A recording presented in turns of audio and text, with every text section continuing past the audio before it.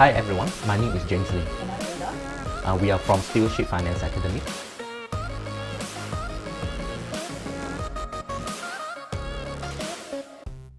Today we are going to talk about buying house in 2023. Every day, many people are thinking about how to make money. But what will you do once you have earned your money? For us, money is a hot potato that we can't wait to pass on. Have you ever considered your family genes starting from your ancestors have survived thousands of years, but why your ancestors' wealth never passed down to you? Why are you still concerned with making money despite the fact that your ancestors and parents have worked hard their entire life? Wouldn't you have one or two rich ancestors that will pass down their wealth? Well, the money they pass down loses value. The answer is simple: depreciation. The money in your pocket loses value every day because of inflation. And what causes inflation in the world? This is because people like Steve Jobs, Elon Musk, and Jeff Bezos have changed our lifestyles and created job opportunities and competitions, leading to increased salaries. When people earn more money, they spend more, driving up the prices. So a bowl of ramen that used to cost $5 but now $10, and a head of cabbage that used to cost $1 now costs $5. If you believe there would be more people like Elon Musk and Steve Jobs in the future, and if you believe technology will continue to improve, then there will always be inflation. Particularly since 2008 financial crisis.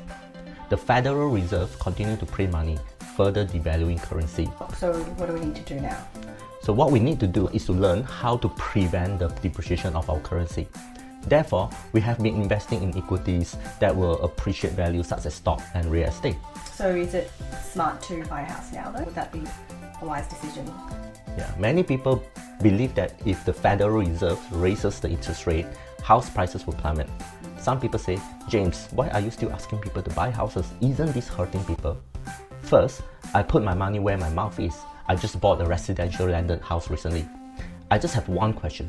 Will the Fed continue to raise interest rate indefinitely? Probably not. Yeah. The United States owes a lot of money to the rest of the world, more than $30 trillion. If the US debt increases just by $1 trillion, the country will have to repay an extra $10 billion for every 1% increase in interest rates. If you are going to borrow money from others, will you take the initiative to say, hey, can I pay you more money? Pay you back more money? Yes, some will claim that Federal Reserve increased interest rates to combat the inflation. However, it has been nearly a year since the interest rate increase. Has inflation fallen since then? Actually, there is another benefit to the interest rate hike that many people believe to be a conspiracy theory. If you look back in time, you will see that the United States did the same thing to Japan, the world's second largest economy at that time. The US first increased the value of its own currency, causing the foreign assets to depreciate, and then used its currency to purchase the foreign assets at the lowest possible price. Okay, I will make another video to explain this in the future. Now, will the real estate market crash? What happens if it crashes? Can we still enter the market at this time? These questions must be addressed before we purchase a property. Therefore, you must watch this video to the end. If you don't get answer to these questions, you, your children, grandchildren may be worried about housing market crash every year. So please click the like button now so that YouTube can send you similar videos to help you build financial confidence. Subscribe to our channel too and turn on the bell if you want to become a wiser investor. Alright, some people think that investors like us are always bullish about the housing market. We think that house prices will only rise and not fall. That's not true. We will not say that. Okay? Because investors like us like the time when the house price declines. Look at this chart showing the Australian capital cities' real median house prices through all the wars, recessions, financial crisis since 1881. If I would tell you that the house price will never fall, would you believe? No. The overall trend is out, but there are some pullbacks in between. Of course, if you see every time when there are recessions or other financial crises like COVID-19 pandemic and GFC, the house prices pull back. So look at the graph. Would you consider each of these pullbacks market crashes? So of course not. When there is a recession, some people may scare you by saying the market is going to crash. Sell your property now. Don't be fooled by the doomsayers. If you listen to them and sell your property every time there is a downtrend, of course you will lose money. Someone always jump out during the crisis and tells everyone that the house prices are going to fall, causing the panic selling. As a result, every time after you sell your house at the low point, governments around the world will stimulate the economy and print money, causing the house prices to rebound and go higher than the previous high. So look at the graph again. What if you enter the market as early as possible and stay on the course? It's no secret that in the current economy, people are on edge. Many are worried that if the Federal Reserve rises interest rates, it could cause house prices to plummet. Do you think the Fed will keep rising rates indefinitely? Of course not. So what will happen when the Federal suddenly cuts interest rates? What do you think will happen to the house prices? The house prices would go up. Yes. Again. Exactly. Some sellers will hold off on selling their house because their holding costs have gone down. This leaves the buyers in tough spot, rushing to try and grab some bargains before they disappear. So this sudden change in the supply frequently drives the house prices to new heights. I tell my students that it's a bad idea to wait until the last minute to buy properties and stocks because they might not be able to act quickly enough and miss the opportunity entirely. Yeah, I'm like the voice in their head that's trying to get them to act fast and not procrastinate. So the interest rate hikes and the house price situation is analogs to applying brakes to a fast-moving train in order to slow it down. Right? Have you ever seen a train driver step on the brake until the train reverses themselves? No, it just slows down, but it doesn't actually reverse. Yes, exactly. So history has shown that each housing price correction cycle will not be long. It will take no more than 5 years. Okay. Unlike house flipping, house investing is a long-term strategy. That is, as investors, we intend to hold the property for more than 5 years. We must first agree on this before we can discuss the money-making strategy that I'm going to show you. Now that the US is rising interest rates and the housing market may already be at the low point, how can we take this opportunity to make money? So I don't want people to be misled by those who preach about the housing crash, so I will reveal the secret. I'm hoping that those who are watching this video will show your support by liking this video so that I know what I'm sharing is actually helping you. Okay, when it comes to investing, competent investors simply perform calculations.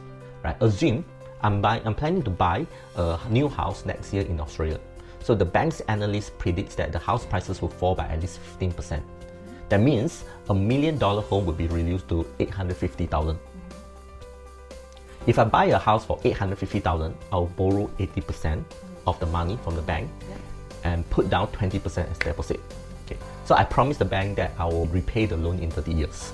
The current average variable mortgage rate is around 5.63%. So that makes my monthly payment approximately $4,200. Assume the central bank continues to raise interest rates in a year, the home loan rate could reach 6.61% in 2023, according to the Rate City. So that makes my monthly payment $4,630. So every month I pay an additional $430. That's extra $5,160 per year. So allow me to exaggerate a little. So assume that the central bank raises interest rates excessively the following year. So bring the mortgage rate to 8%, right, in 2024. I will have to repay $5,273 per month. So from $4,200 to $5,273, I'm paying $1,073 more per month. Okay, that works out to be $12,876 per year. So if the mortgage rate raises from 5.63% to 6.61% and then to 8%, I will have to pay an additional $5,160 in the interest the first year and $12,876 the following year. That adds up for a total of $18,036. Right, some people will be surprised to learn of the additional $18,000 repayment. However, for investor sellers, what we see is an opportunity. That we believe that in the worst case scenario, even if the Fed increases the interest rates of subsequent 2 years, we will have to pay an additional $18,000 in interest. But isn't that a bad thing then? That's like an increase of 18K. Yes. Like if worst case scenario. Yes. Or it could go more, we don't know. Yeah. Keep in mind that the house values was $1 million. So as the landlord's outlooks worsens, they are willing to sell the house for 15% less. Okay, and that is $150,000 price difference. So in the worst case scenario, the central bank will only raise the interest rates for the next 2 years. Right? That means that for $850,000 plus an additional of $18,000 interest, I can own a 1 million home. Right? That means that I start making profit as soon as I buy the house. Right? So once the Fed stops the interest increase, it's likely that the house value will recover. So as investor, we do not allow fear to influence our decisions. We take out our calculators and perform some basic math. What we need to know is how much more we will have to pay if the bank continues to raise the interest rates for the next 2 years. Then it was compared to the house price adjustment. If the house price falls more than the extra money we have to pay, we will happily purchase the undervalued property. As a result, in our investor cycle, we are quietly purchasing these undervalued properties. Because we know the history, if the Fed is raising the interest rates in order to harvest the depreciated assets, what we need to do is to follow that. Right. As of now, both the Fed and analysts believe that the rate hikes will last no longer than the end of 2023. Or even like worst case scenario, it does last like 5 years, then, or like 3 years, the total amount of interest that you pay isn't more than what you gained, I guess, or what the house will grow back up to. Yeah, it's unlikely that the Fed will raise more than 2 years to 5 years because that will cause a bigger problem to the economy. So in other words, we'll overpay less than we anticipate in the worst case scenario. Okay. Right, can you follow me? If you don't understand, you can watch this free video lesson several times.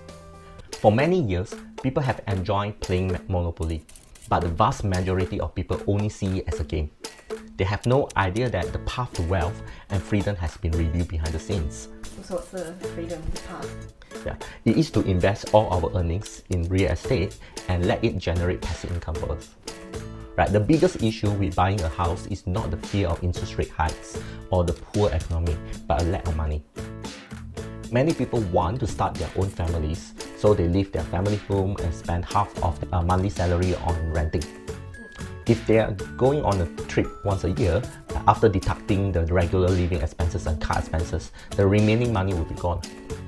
So, and the cost of living is still rising because of inflation. Our salary will never keep up. So you are not the only one if you're experiencing this. I had the same problem. I'm not from a wealthy family, and if I rely only on my salary, I will never be able to own all the properties and assets that I have now. Fortunately, in 2014, I found a mentor who taught me how to invest in the stock market. Many people I know are extremely cautious when it comes to stock investing. That is because they do not know how to invest properly.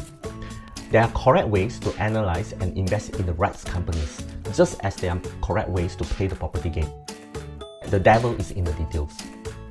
That is why we require a mentor to help us along our investing journey. I know you wouldn't jump into a pool without knowing how to swim, but you certainly will not be able to swim well by watching the swimming videos. Right? You should find a mentor to guide you. If you are not ready to take the plunge and invest large amounts of money in the real estate market, you can always begin by investing in the stock market. That's how I got started. I only needed a small sum of money to get started investing in the stocks. I then sold some of my stocks to purchase my first property. After that, it just kept rolling and my investment portfolio grew year after year. If you want to become a stock market investor, you may want to consider enrolling in Stewardship Finance Academy investment class. We specialize in transforming beginners into competent investors. People come to us when they want a complete investment education, as well as a mentor to guide them step by step. You will feel completely confident in your decision to invest in stocks after completing our program. To learn more, click one of the links in the description. The most straightforward way is to visit our website and arrange a free consultation with our advisor, who will be able to answer all of your questions and guide you through the process. You can get a special discount if you tell our advisor that you're one of our YouTube subscribers. Just mention this video and you'll be all set. Okay, now for the most valuable content. We make money in real estate by raising the chicken that can lay eggs, not by killing the chickens. Someone will argue that if the house is not sold, the property is only on paper. Like, all of my family's money has been spent on the house. What should I do if something bad happens to the family and I need to sell the house to make ends meet? Right? Those who say this are those who have no understanding of finance. If you own a 1 million house, you can refinance and mortgage a 500,000 to 600,000 loan with the bank. Right? If the house increases in value to 1.5 million in the future, you can mortgage even more loans. Right? Even if you spend the money, your house is still there. If you only save money in cash, you will have nothing left after you spend it. As a result, We do not sell houses for cash. The house itself is a money-making machine. There is this person who owns a 3 million home but is still impoverished. His father left the house to him. He cannot generate cash flow from the house because he is living there. He invited a local rich man to dinner one day and told him that he was considering selling the house to raise funds for the family. You just need to take the house to the bank for a mortgage, said the rich man. The person was baffled. He questioned, "Do you mean I take the house to the bank and borrow money? Is the house still my property?" The rich man said, "Of course, the house is still yours, as long as you can repay the loan on time." The person pondered for a while and said, "No, I want to sell my house for a better life. Don't I owe the bank money if I do this? I will have to pay back the borrowed money sooner or later if I spend it now, won't I?" When the rich man heard this, he smiled and asked, "How much did your father pay for this house when he bought it?" "Even though the property market has recently dropped, the house is still worth 3 million, isn't it?" The rich man continued. "If you believe the history and know the house prices will rise in the long run, your house is like an egg-laying chicken. You can sell the eggs, but you must not kill the chicken," he said after the brief pause. "Because the chicken will keep growing and laying eggs. If you need money now, you could mortgage your house and exchange it for cash. The house is still yours if you do this. When the house market rebounds in 3 to 5 years, your investment will be more valuable. You can use the money from the mortgage to buy more property, which means you can even make more money down the road. The difference between a normal person and a smart investor is that investors like us will only use the eggs, that is the money from the mortgage, to buy more chicken, that is property, instead of eating them. Right? We will use the mortgage money as a down payment on another house in order to buy more houses. If you want to know how to do it in more details, leave a comment below, and if this video receives 1000 likes, I'll make another video to explain it in more detail. Remember, we can eat the eggs but don't slaughter the chickens. Because the property can be used for other purposes, such as renting out for a genuine passive income stream. Then does that mean we should just buy lots and lots of houses? Some people who hear this may misinterpret my words and think that I mean any houses are fine to buy, but that's not true. Purchasing a home is the same to boarding a high-speed train. Once the direction of the train is incorrect, all subsequent choices are meaningless. The first question you should ask when purchasing a train ticket is, where is my final destination? Just like when you are buying a house, you need to research the city first to see if it's a right fit for you. Location is key. Second, you can ask, which train seat should I purchase? Just like when you're picking a part of the city to buy, right? You want to make sure that you're comfortable and in a good spot. Third, how should I purchase a ticket? This is like asking how to raise funds. It's important to have a plan and know your options before making a purchase. Okay, let me tell you, and this is critical. The key to being successful in real estate is to buy into an urban development areas, right? Buy into an urban development scheme. If you buy a house in a remote location that is not part of a sustainable development scheme, all your subsequent efforts will be futile. If the direction is incorrect, the question that follows will be meaningless. A wise man once told me that the real estate only exists in major cities. Why? At first I was puzzled too. Later I realized that the reason is actually quite simple. Only in the large cities people are compelled to buy second-hand houses, resulting in a large number of second-hand housing transactions and opportunities for real estate investment. Without second-hand housing transactions, there will be no real estate investment. You will not make money as a real estate investor in a market where everyone can easily purchase a new property.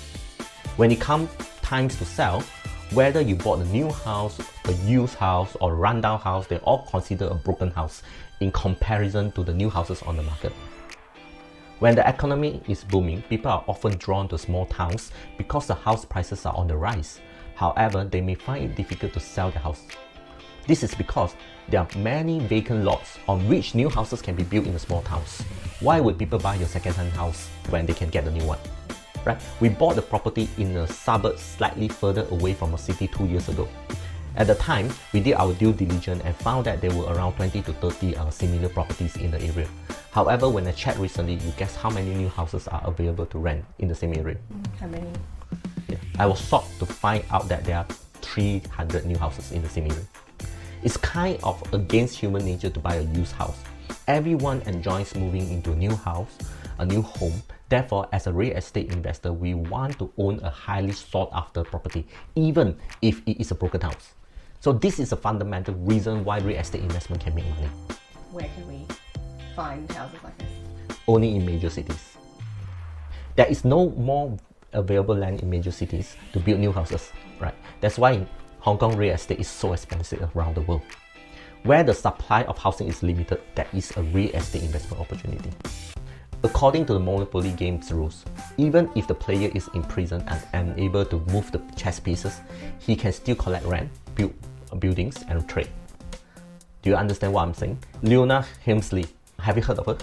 She is the world's richest criminal, according to the wealthy gorilla, with an estimated net worth of 8 billion. Her real estate empires continue to grow even after she was in prison and died. In real estate, you can be rich even you're behind the bar. Our lives are usually busy and hectic. All of the life's effort, however, cannot compete with those who wisely allocate their assets. The decisions we made 5 and 10 years ago are the reason we are living the lives we have today. And the life you and your family will have 10 years from now is going to be determined by the decision you make today. To me, not having investment assets is not a terrible thing.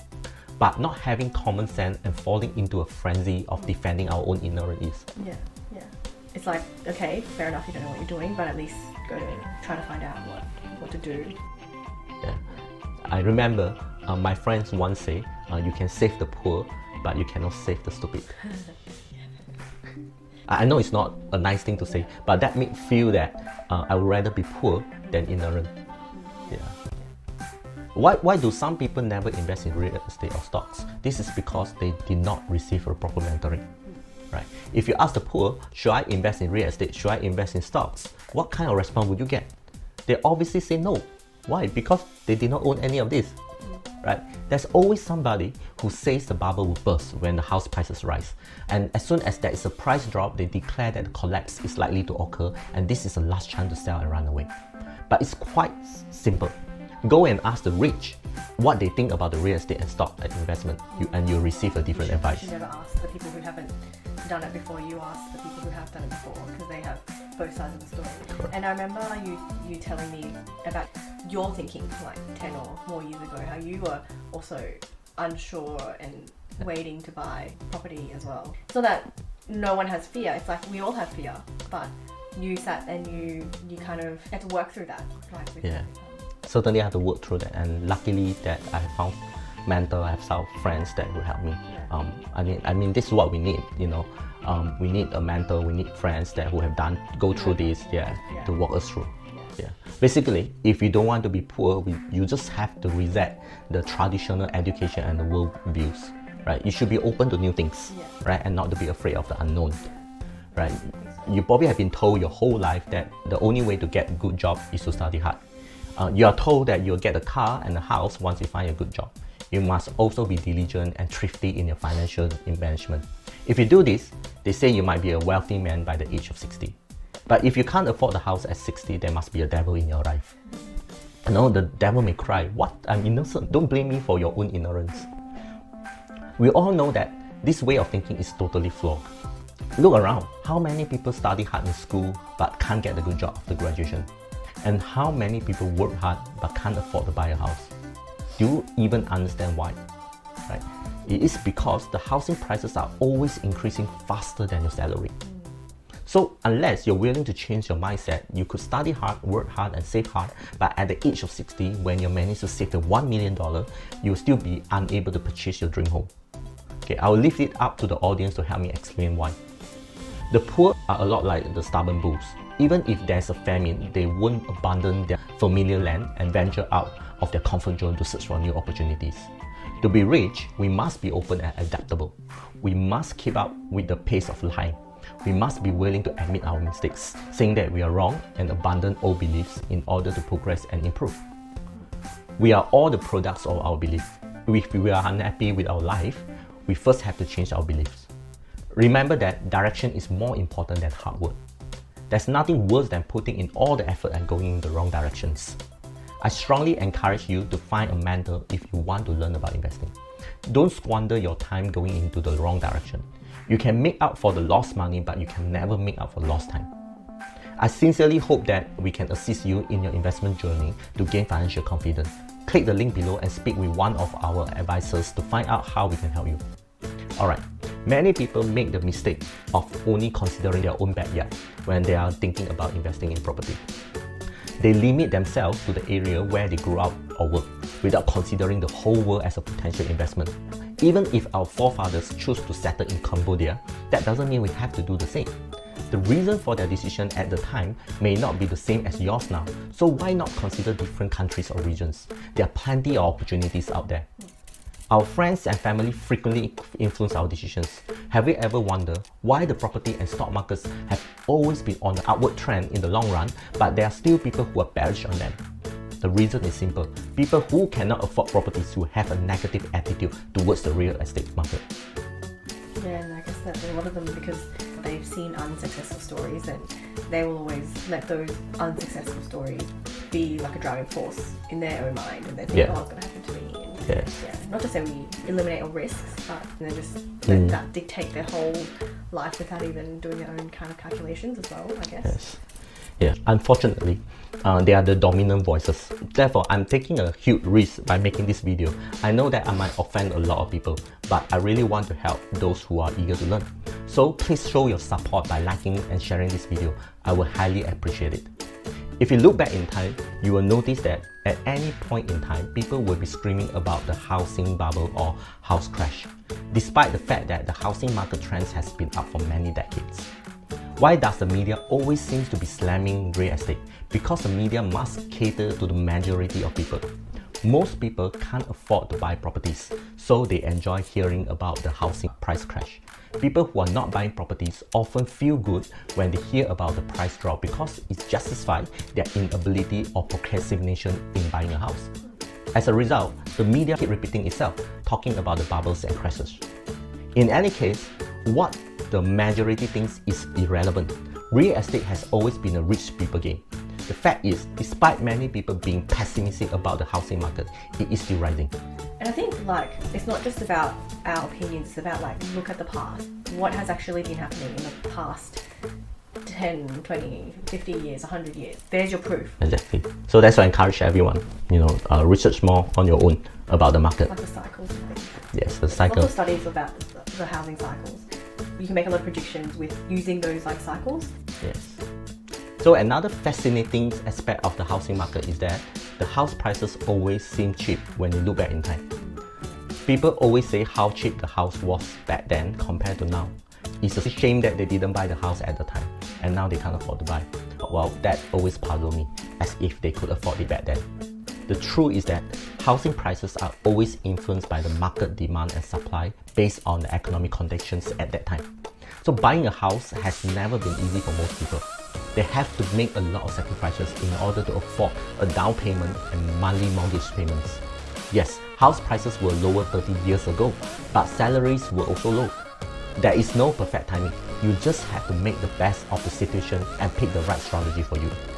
Some people want to buy a house when they have saved a lot of money and all of their criteria are met. I'm not sure what other people's ideal conditions are like, but the primary consideration for me are only three. Number one, have sufficient down payment. Number two, a comfortable money repayment pressure. Number three, the property meets the investment goals. If you're trying to save up to buy a house in a big city with a regular income, you may as well forget it. I took a look at the market data and discovered that the average house price in Australia's major capital cities of Melbourne, Sydney, Brisbane has more than doubled in value every 10 years. Some high-quality houses in major cities would even double in value every 5 years. People who did not purchase a house in a big city while they still had enough money for down payment are now forced to look for properties in the second and third tier cities. Or further and further out where there's lots of land. Yeah. So, would you jump at the chance to buy when house prices fall? I will leave it to you. Well, I have to stop here. If you have any questions, please message me. I'll be happy if you find a sentence or two in what I said today useful. This is a channel to build financial confidence in you. Please subscribe to our channel and share the video freely. Remember to like this video so that YouTube can send similar content to your feeds. See you in the next video.